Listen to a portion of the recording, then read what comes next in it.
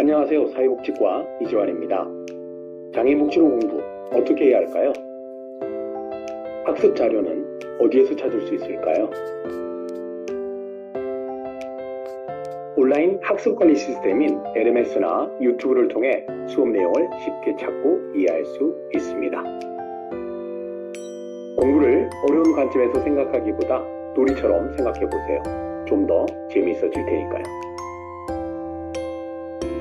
장애인복지론 시작해볼까요? 장애인복지론 제2주차는 장애의 개념과 범주에 관한 내용으로 구성되어 있습니다. 학습 목표로는 1. 장애 및 장애인의 개념을 이해한다. 2. 장애 개념의 분류와 변화를 이해한다. 3. 장애 범주를 이해한다. 입니다.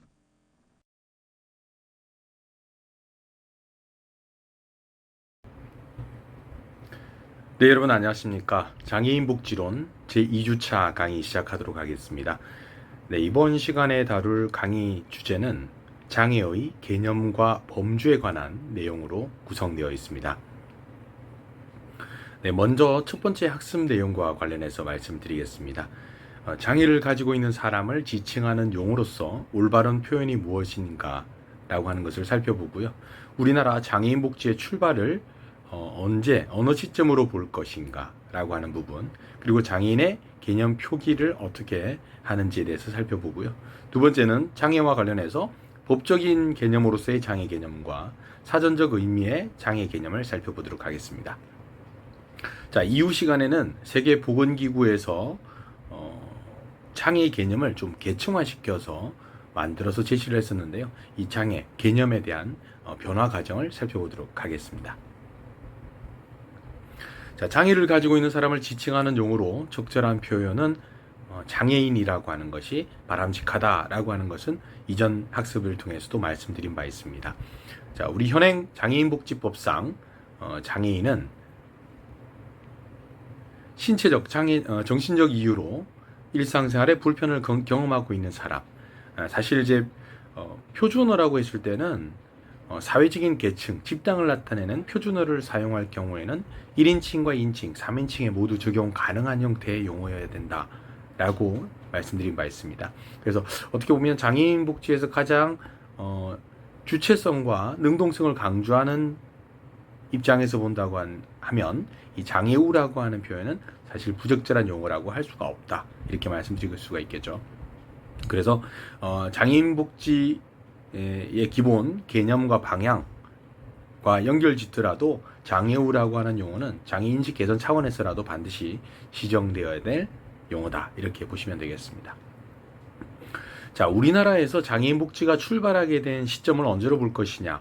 현대적 의미의 사회복지, 특히 현대적 의미의 장애인 복지의 출발은 1981년에 제정된 심신장애자복지법에서 그 근원을 찾을 수가 있습니다.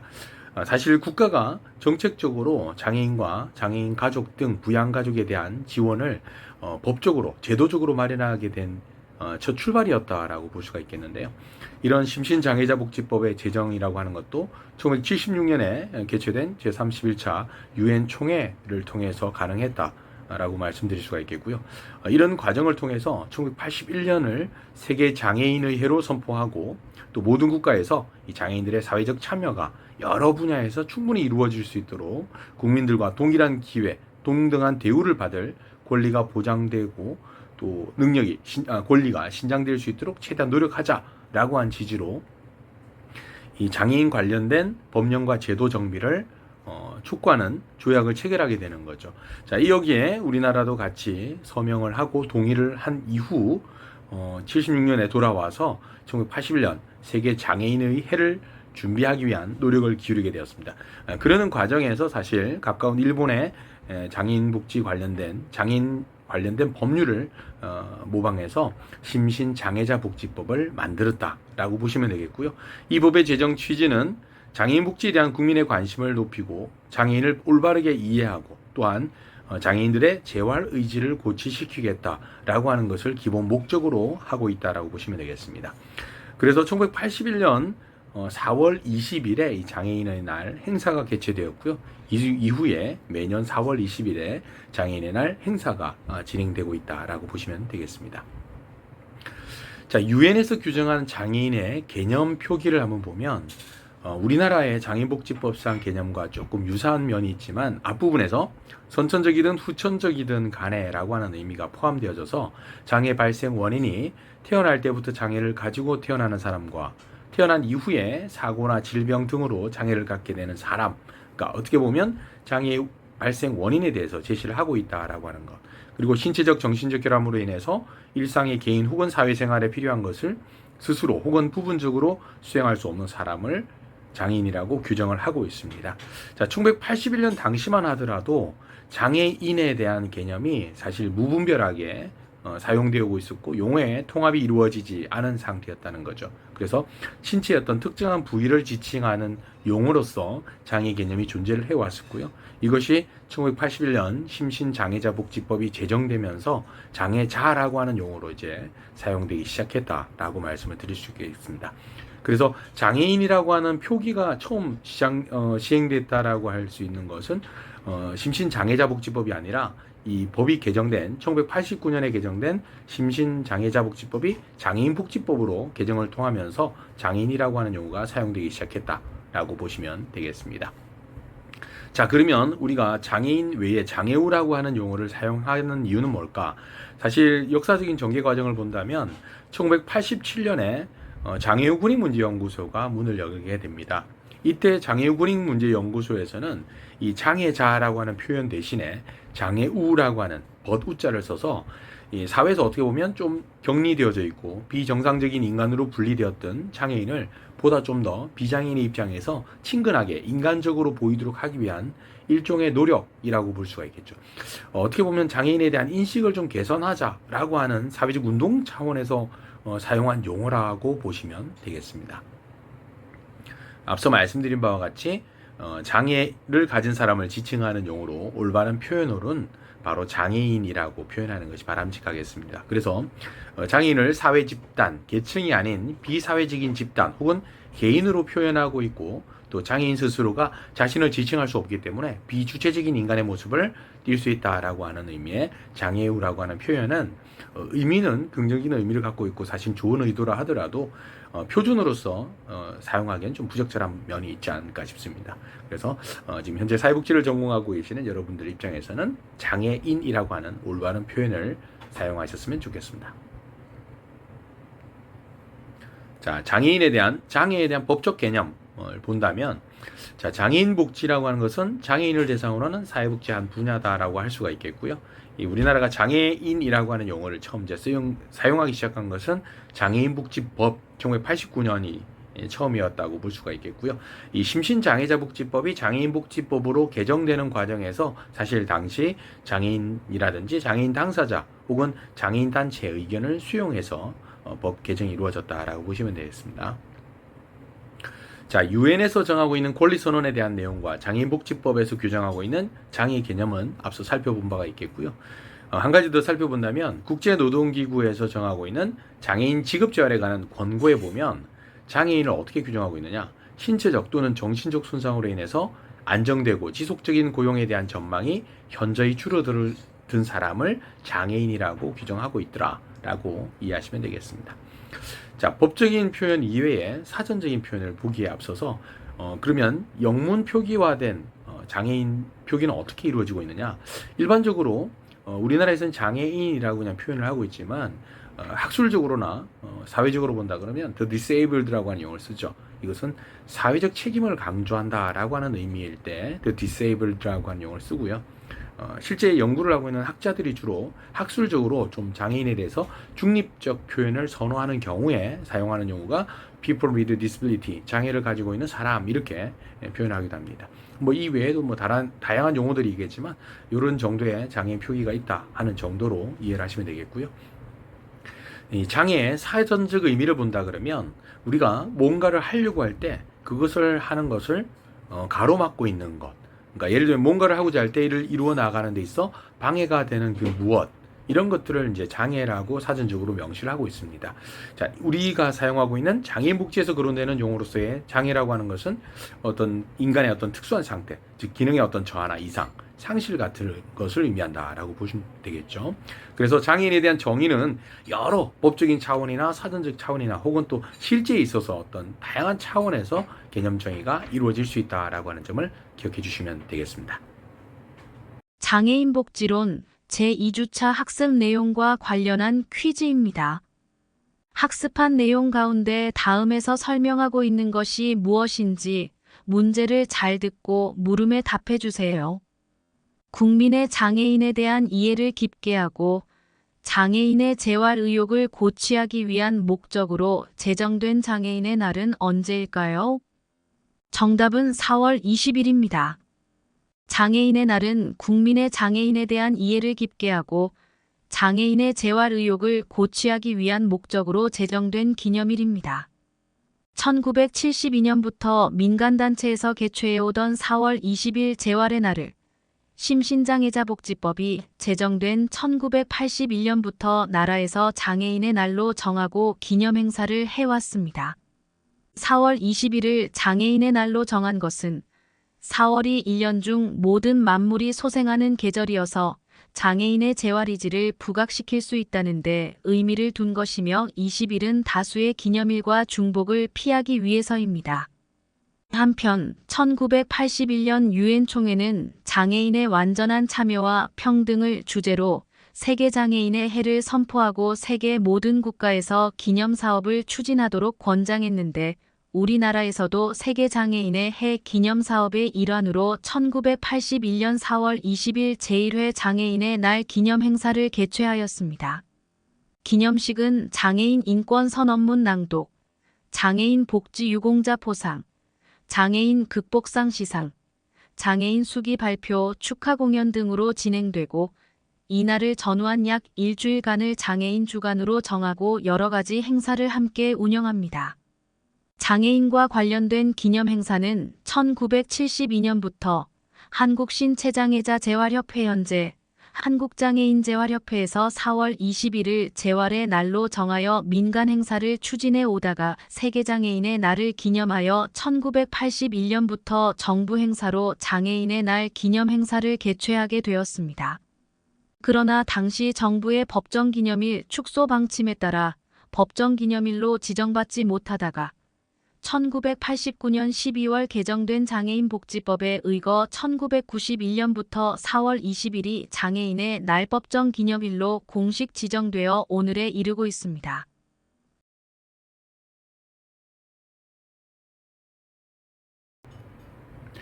네, 장애의 개념과 범주 두 번째 학습 내용은 세계보건기구에서 제시하고 있는 이 장애의 개념을 좀 더 계층화된 개념의 변화 과정에 대해서 좀 살펴보도록 하겠습니다. 자, 우선 세계보건기구에서 이 장애 개념을 어떻게 주창을 했느냐? 계층적 개념으로 주창을 했는데요. 이것을 ICD-10, 다시 말씀드리면 국제장애분류라고 하는 건데요. 이 장애에 대한 개념적인 틀을 제시했다라고 하는 의미에서 큰 의미를 갖는다라고 보시면 되겠습니다. 그래서 국제장애분류인데 이 장애라고 하는 것은 손상과 능력장애, 사회적 분리라고 하는 것으로 이어진다라고 하는 건데요. 이 손상이라고 하는 임페어먼트나 능력장애라고 하는 디서빌리티, 사회적 분리, 사회적 장애라고 하는 핸디캡, 이 세 가지를 통칭해서 장애라고 명시를 하고 있다라고 보시면 되겠습니다. 그래서 이 세 가지는 시간적으로 연속선상에 있다라고 하는 거죠. 자, 화면에 있는 내용을 보시면 1차적으로 어떤 손상이 일어나면 그것은 신체적 차원에서 나타나게 되고 2차적으로는 개인적 차원에서 능력장애로, 그것이 3차적으로는 사회적 차원의 사회적 분리 혹은 사회적 장애를 갖게 된다라고 하는 거죠.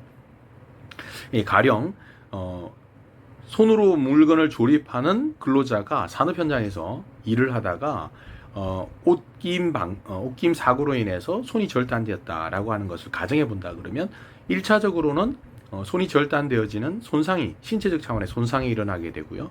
이것이 물건을 집을 수 있는 2차적으로 개인적 차원의 능력 장애를 갖게 되고, 자, 그러다 보니까 3차적으로는 그 일을 직무를 수행할 수 없게 되는 사회적 분리 혹은 사회적 장애를 갖게 된다라고 하는 겁니다. 그래서 이 세계보건기구에서 제시한 ICIDH라고 하는 개념 분류 체계에 따르면 무엇보다 중요한 것이 손상이 일어나면 능력장애로, 능력장애가 일어나면 사회적 분리로 이어진다라고 하는 어떻게 보면 결정론적인 관점에서 얘기를 하고 있는데요.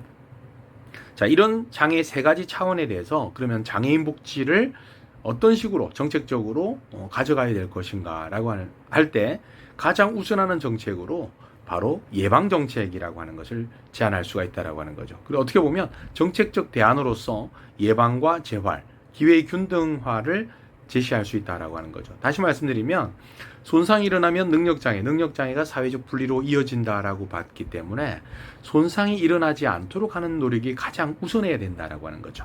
그래서 정책적 대안으로 장애 발생을 최소화하기 위한 예방적 조치를 최우선으로 하자라고 하는 겁니다. 자, 그래서 이렇게 예방적인 조치를 위한 노력들을 충분히 기울였음에도 불구하고 손상이 일어났다면 이 손상으로 인해서 능력장애로 이어지지 않도록 다양한 재활의 기회가 제공되어져야 된다라고 하는 거죠. 그래서 뭐 의료 재활이라든지 이런 것들을 통해서 충분히 손상이 일어나기 이전의 기능 상태로 회복될 수 있도록 하기 위한 지원 노력들이 이루어져야 되고, 자, 이런 재활이라고 하는 과정을 충분히 기울였음에도 불구하고 능력장애로 이어졌다라고 한다면 이 능력장애로 인해서 사회적 분리나 사회적 장애를 갖지 않도록 하기 위해서 장애인 당사자들에게도 충분한 기회가 제공되어져야 된다라는 거죠. 자, 이런 측면에서 이 장애 세 가지 차원에 대한 행동 지침으로서 예방과 재활, 기회의 균등화를 정책적 제안으로 제시하고 있다라고 하는 점에서 이 국제장애 분류 체계에 대한 개념적인 틀이 나름의 의미를 갖고 있다라고 보시면 되겠습니다. 이런 긍정적인 측면 외에도 사실 부정적인 면도 있습니다. 어떤 비판을 받고 있느냐? 사실 장애 개념이라고 하는 것을 지나치게 결정론적인 관점에서 바라봤다. 그리고 개인적 관점 혹은 의료적인 관점에서 바라보았다라고 하는 비판을 받기도 합니다. 다시 말씀드리면 이 장애인 당사자가 속해 있는 외부 사회 환경에 대한 접근은 사실 이루어지지 않았고 개인적 차원에서만 이렇게 장애 개념을 분류했다라고 하는 거죠. 그래서 이러한 이제 지적들, 이러한 비판들에 대응해서 새롭게 만들어진 개념이 ICIDH2라고 보시면 되겠고요. 이게 97년에 제시가 되어집니다. 자, 손상이라고 하는 신체 부분에서 일어난 손상에 대한 부분들은 부정적인 측면에서 물론 나타날 수 있다라고 보겠죠. 하지만 이 손상으로 인한 그 이후의 어떤 상황들에 대해서는 능력장애나 사회적 분리를 다루기 이전에 손상이 일어났을 경우에도 불구하고 장애를 가지고 있는 사람들이 활동이나 참여에 얼마만큼 제한을 받을 수 있는가, 가능한가, 가능하지 않는가, 이런 것들을 사실 따져보게 됐다라고 보시면 될 것 같아요. 그래서 상황적 요인에 따라서 참여할 수도 있고 하지 못할 수도 있고, 활동에 참여할 수도 있고 하지 못할 수도 있겠죠. 이제 그런 측면에서 본다 그러면 장애에 대한 개념이 꼭 장애인에게만 국한된 개념이 아니라고 하는 것을 제시하고 있다. 다시 말씀드리면 장애인만이 활동이나 참여에 제한을 받는 것이 아니라 비장애인들도 다양한 사회 활동에서 참여가 제한받을 수 있는 것들이 많이 있기 때문에 오히려 이 장애 개념을 굉장히 확대시켰다라고 하는 측면에서 긍정적인 평가를 받고 있고요. 또 개인뿐만 아니라 또 사실 상황적 맥락이라든지 여러 가지 사회 환경적 맥락을 좀 더 강조하고 있다라고 하는 것에서 이 ICIDH보다는 좀 더 진일보한 부분이 있다라고 말씀드리겠고요. 장애인을 위한 정책에 있어서 환경적 요인을 포함한 보다 다양한 접근이 필요하다라고 하는 것을 제시하게 됐고요. 또 하나는 장애인의 주체적인 사회 참여라든지 당사자주의의 원칙에 의해서 장애가 정의되어야 한다는 것을 반영하고 있다. 다시 말씀드리면 비장애인도 활동과 참여의 제한이 일어날 수 있다라고 하는 것을 반영하고 있다라고 하는 점에서 긍정적인 평가를 받고 있습니다. 자, 97년에 ICIDH2가 제시되고 난 이후에 각국에서 그리고 현장에서 이런 것들을 적용해보고 5년 뒤에 다시 그 결과를 의논해서 새로운 개념의 어떤 장애 개념으로 변화를 할 것이냐 아니면 유지를 할 것이냐 이런 논의를 했고요. 그 결과 2001년에 장애에 대한 새로운 모델로서 ICF라고 하는 것이 이제 등장하게 됩니다. 이 ICF라고 하는 것은 이 장애 판정에 있어서 개인적인 어떤 장애 요소, 기능적인 측면 외에 환경적인 요소를 추가했다, 이렇게 볼 수가 있겠는데요. 크게는 긍정적인 측면에서의 기능과 부정적인 측면에서의 장애 요소를 포괄하고 있다 라고 보시면 되는데요. 다시 말씀드리면 중요한 장애를 판정할 때 이 사람이 가지고 있는 장애, 손상 정도라든지 이런 것들만 평가하는 것이 아니라 이 사람이 장애를 가지고 있음에도 불구하고 얼마만큼 일을 할 수 있는 능력, 기능적인 측면이 있느냐라고 하는 것을 우선적으로 바라본다라고 하는 것이고요. 두 번째는 일상생활이나 사회생활에 있어서의 장애로 인한 불편함 정도를 판단한다라고 하는 거죠. 그래서 일상생활이나 사회생활에서의 불편 정도는 우리 국가나 사회적 차원에서 충분히 개선이 가능하고 앞으로도 이런 것들을 개선해 나가야 된다라고 하는 점에 주목을 할 수 있겠고요.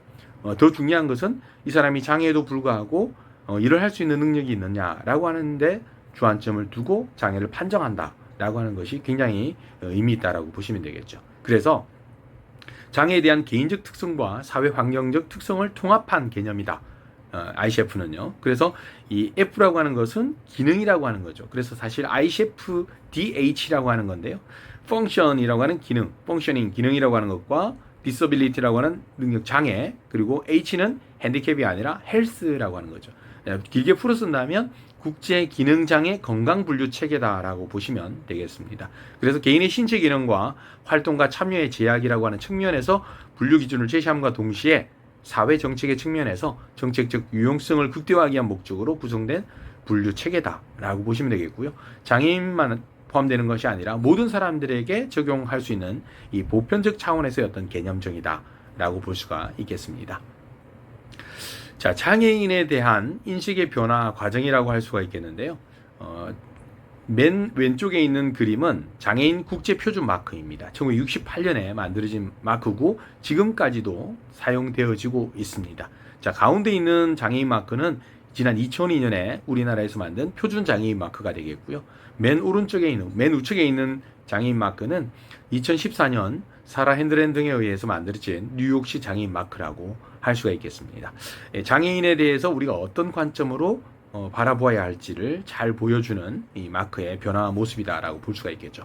자, 장애인도 우리와 다르지 않다, 우리와 같은 인간이다라고 하는 관점에서 존엄성을 존중받을 수 있는 사람이다라고 하는 것을 기억해 주시면 좋겠습니다.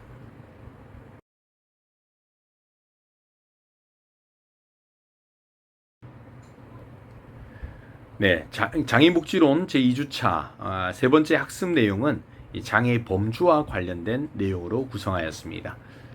자, 우리나라의 장애 개념, 특히 법적 개념, 다양한 법령들이 있는데요. 이 법령들에서 장애를 어떻게 규정하고 있는지, 그리고 장애인 관련된 법률들을 몇 가지 살펴보고요. 장애 범주, 특히 장애 범주가 갖는 의미와 이 장애인복지법상의 장애 범주, 그리고 이 장애 범주의 국제 비교 순으로 나누어서 살펴보도록 하겠습니다. 자, 현재 우리나라에서 장애인 관련된 법률에는 다양한 법률들이 있습니다. 장애인복지법이라든지 장애인고육촉진 및 직업재활법, 장애인 등에 대한 특수교육법, 그리고 장애인 차별금지 및 권리구제 등에 관한 법률, 국민연금법, 산업재해보상보험법, 근로기준법 등 다양한 법령들이 있는데요. 현재 수업 자료에서 보시는 바와 같이 빨간색으로 표기된 장애인 복지 관련된 법률에서 사용되고 있는 장애 용어가 바로 지금 우리가 사용하고 있는 장애라고 보시면 되겠고요. 특히 현행 우리나라 장애를 지칭한다라고 했을 때, 규정하고 있다라고 했을 때는 장애인 복지법상의 장애를 기본으로 하고 있다라고 보시면 되겠습니다.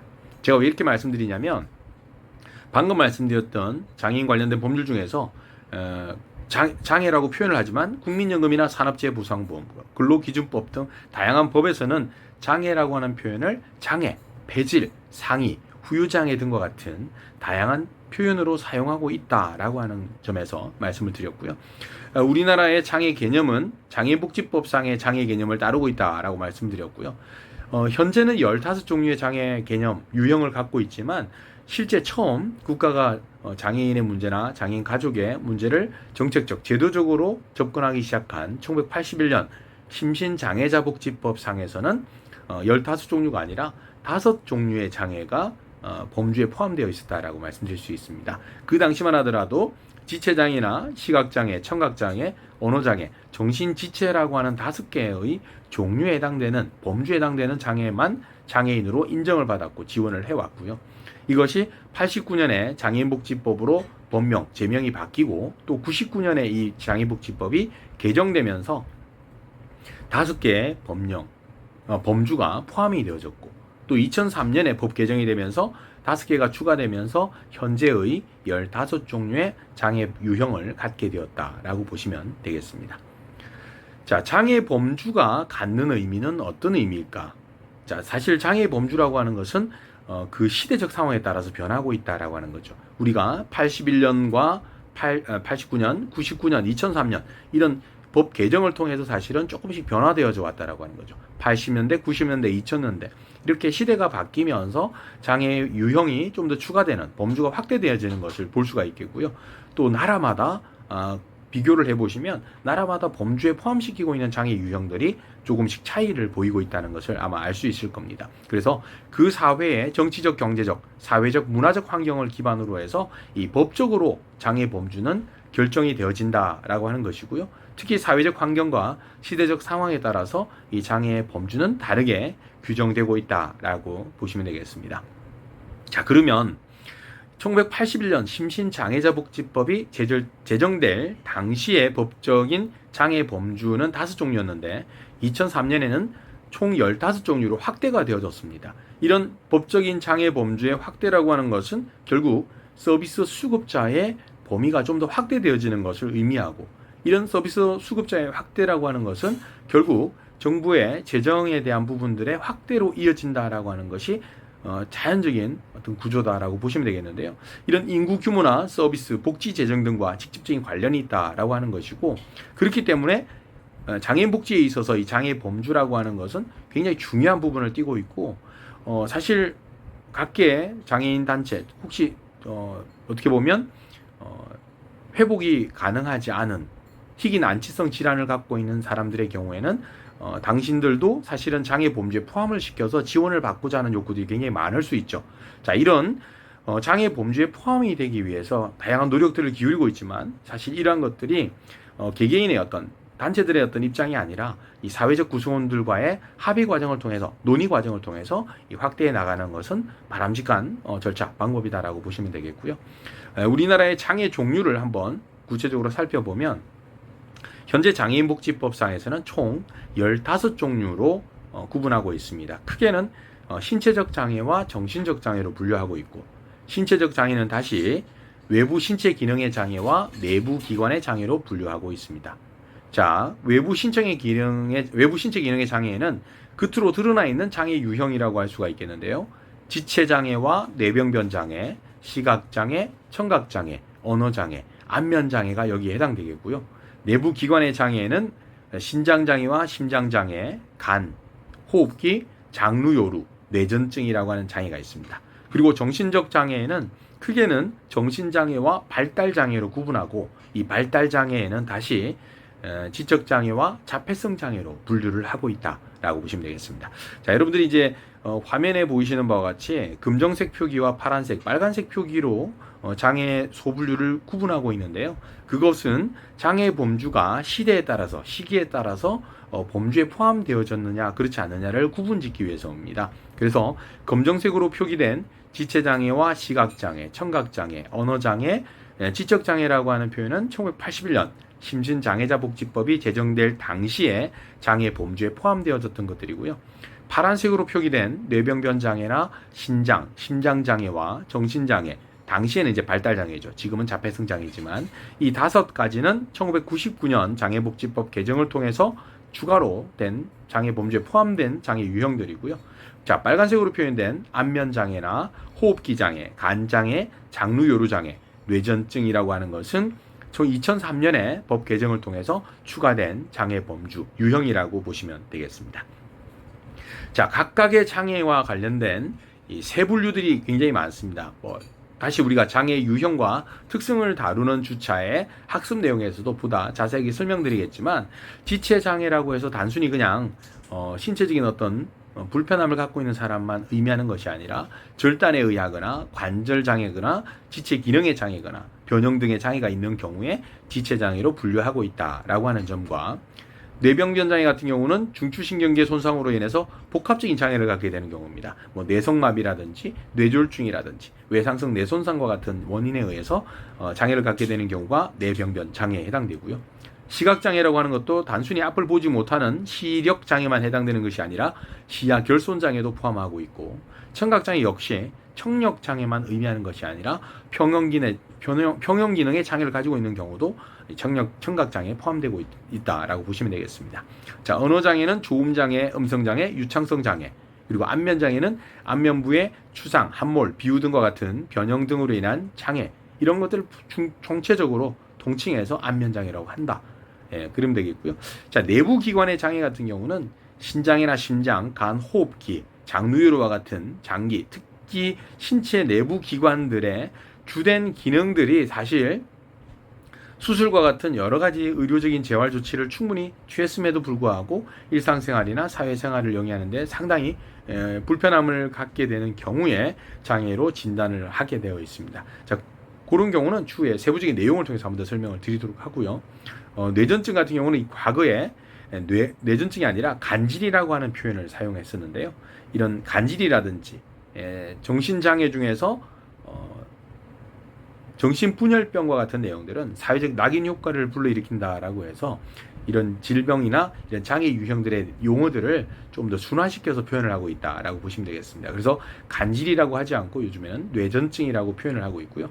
정신분열병이라고 하지 않고 조현병이다라고 표현을 하고 있습니다. 자, 세부적인 내용들은 추후에 다시 수업을 통해서 설명을 드리도록 하겠습니다.